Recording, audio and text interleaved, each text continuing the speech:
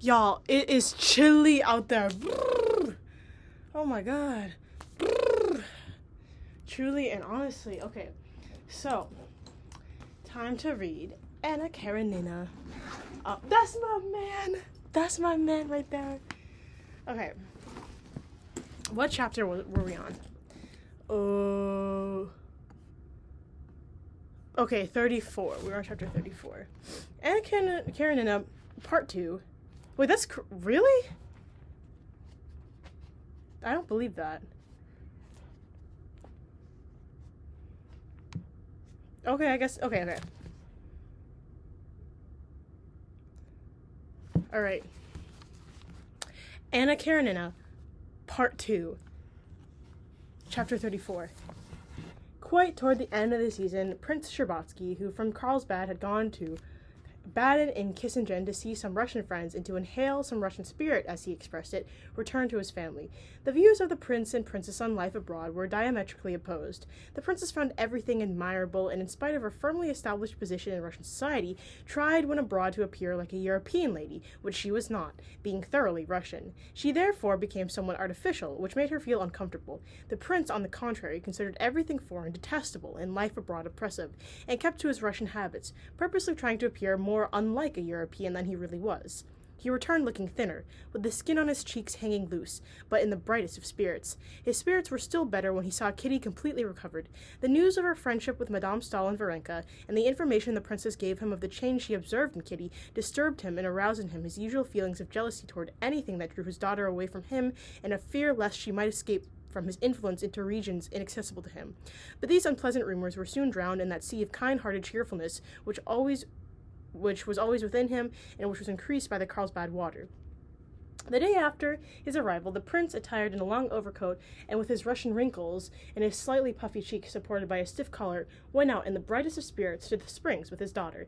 The morning was lovely. The bright, tidy houses with their little gardens, the sight of the red-faced, red-armed, beer-saturated German housemaids, and the clear sunshine cheered the heart. But the nearer one came to the spring, the more often one met sick people, whose appearance seemed yet sadder amid these customary well-ordered conditions of German life. Kitty was no longer struck by this contrast. The bright sunshine, the gay glitter of green trees, and the sounds of music had become for her the natural framework of all these familiar figures, and of these changes for the better or worse which she watched. But to the prince the radiance of the June morning, the sounds of the band playing of fashionable and merry vals, and particularly the appearance of the sturdy maidservants, seemed improper and monstrous in contrast with all those melancholy living corpses collected from all parts of Europe. In spite of the pride and in the sense renewed youth which he experienced while walking arm in arm with his favorite daughter, he felt almost awkward and ashamed of his powerful stride and his large, healthy limbs. He had almost the feeling that might be caused by appearing in company without clothes. Introduce me to your new friends, he said to his daughter, pressing her arm with his elbow. I have even taken a liking to your nasty sodden because it has done you so much good. But it's sad, this place of yours. Very sad. Who is that? Kitty told him the names of the acquaintances and others whom they met. Just at the entrance to the gardens they met the blind Madame Berthe with her guide, and the prince was pleased by the tender look on the old Frenchwoman's face when she heard Kitty's voice. With French exaggeration she at once began talking to him, admiring him for having such a delightful daughter, and in Kitty's presence praised her up to the skies, calling her a treasure, a pearl, and a ministering angel. Then she must be angel number 2, the prince remarked with a smile. She calls Mademoiselle Varenka angel number 1. Oh, Mademoiselle Varenka is a real angel. Allez, said Madame Berthe. In the gallery they met Varenka herself. She was walking hurriedly toward them with an elegant little red bag in her hand. See, Papa has come, said Kitty to her. Simply and naturally, as she did everything, Varenka made a movement between a bow and a curtsy, and immediately began talking to the prince just as she talked to everybody, easily and naturally. Of course I know you. I've heard all about you, the prince said to her with a smile, by which Kitty saw with joy that her father liked Varenka. Where are you hurrying to? Mamma is here, said she, turning to Kitty. She did not sleep all night, and the doctor advised her to go out. I am taking her work. So that is angel number 1, said the prince when Varenka was gone. Kitty saw that he would have liked to make fun of Varenka, but was unable to do so because he liked her. Well, let us see all your friends, he added, including Madame Stahl, if she will condescend to recognize me. Oh, do you know her, Papa? asked Kitty, alarmed by an ironical twinkle in the prince's eyes when he mentioned Madame Stahl. I knew her husband and her too, slightly, before she joined the Pietists. What are the Pietists, Papa? asked Kitty, frightened by the fact that what she valued so highly in Madame Stahl had a name. I don't know very well myself. I only know that she thanks God for everything, including all misfortunes, and thanks God for her husband's death. And it seems funny, for they did not get on well together. Who is that? What a pitiful face! He said, noticing an invalid of medium height who sat on a bench in a brown coat and white trousers, which fell into strange folds over his emaciated legs. The man raised his straw hat above his thin curly hair, uncovering a tall forehead with an unhealthy redness where the hat had pressed it.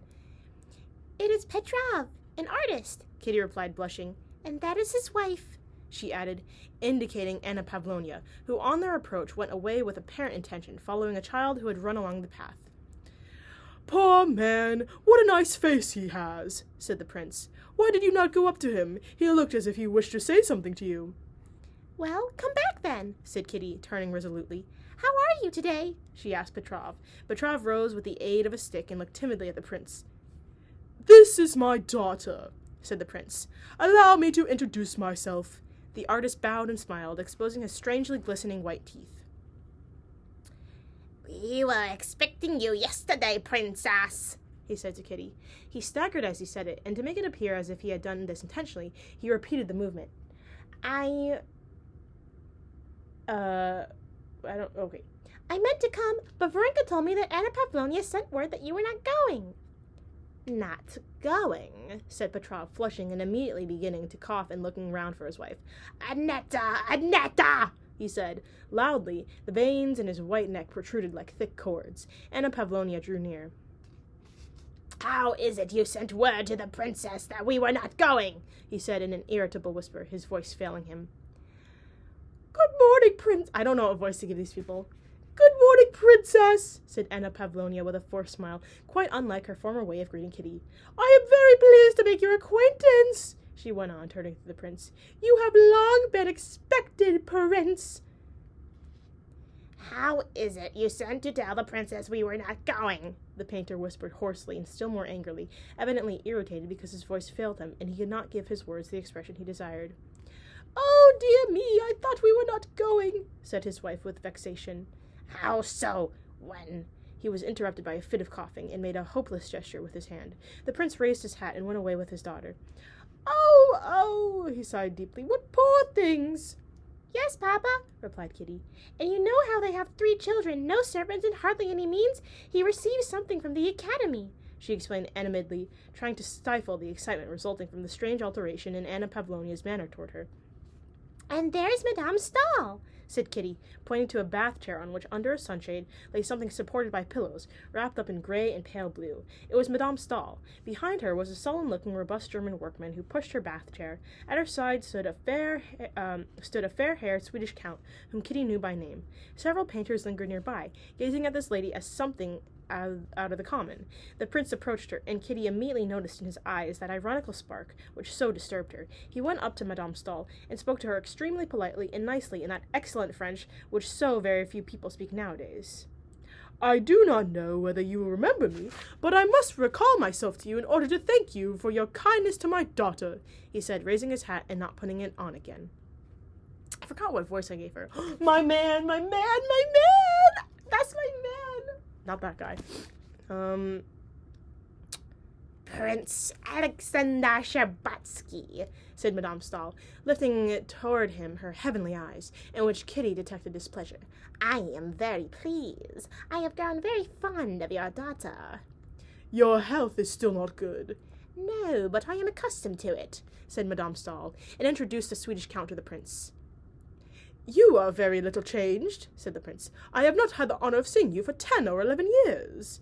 Yes, God sends a cross and gives the strength to bear it. It often seems strange to think why this life should drag on. Oh my god, 30 seconds. Really, bro? Really, bro? On that side, she said irritably to Varenka, who was not wrapping the plaid round her feet the right way. To do good, probably, said the prince, whose eyes were laughing. This is not for us to judge, said Madame Stahl, detecting a something hardly perceptible on the prince's face. Then you will send me the book, dear Count. Thank you very much, she added, turning to the young Swede. Oh! I want to skip this side. Exclaimed the prince, seeing the Moscow colonel standing nearby, and with a bow to Madame Stahl, he moved away with his daughter and with the Moscow colonel who had joined them. This is our aristocracy, Prince, remarked the colonel, wishing to appear sarcastic. He had a pique against Madame Stahl because she did not wish to be acquainted with him. Always the same, answered the prince. Did you know her before her illness, Prince? I mean, before she was laid up? Yes, I knew her when she first became an invalid. I hear she has not been up for 10 years. She does not get up because her legs are too short. She has a very bad figure. Papa, impossible! Exclaimed Kitty. Evil tongues say so, my love, but your Varenka does get it, he added. Oh, those invalid ladies. Oh, no, Papa! Kitty objected warmly. Varenka adores her. Besides, she does so much good. Ask anyone you like. Everybody knows her and Aline Stahl. Perhaps, he said, pressing her arm with his elbow, but it is better to do good so that, ask whom you will, no one knows anything about it. Kitty was true, though. Kitty was silent not because she had nothing to say, but because she did not want to reveal her secret thoughts even to her father. Yet, strange to say, though she had made up her mind not to submit to her father's opinion and not to let him enter her sanctuary, she felt that the divine image of Madame Stahl, which she had carried in her bosom for a whole month, had irrecoverably... I know this word! My man! Irrecoverably vanished, as the figure formed by a cast-off garment vanishes when one realizes how the garment is lying. There remained only a short-legged woman who was always lying down because she had a bad figure, who tormented poor unresisting Varenka for not tucking her plaid the right way, and by no efforts of imagination could the former Madame Stahl be recalled. This is like the kind of longest chapter, and I hauled my ass to Chipotle. So, you know, I'm gonna watch some YouTube and eat.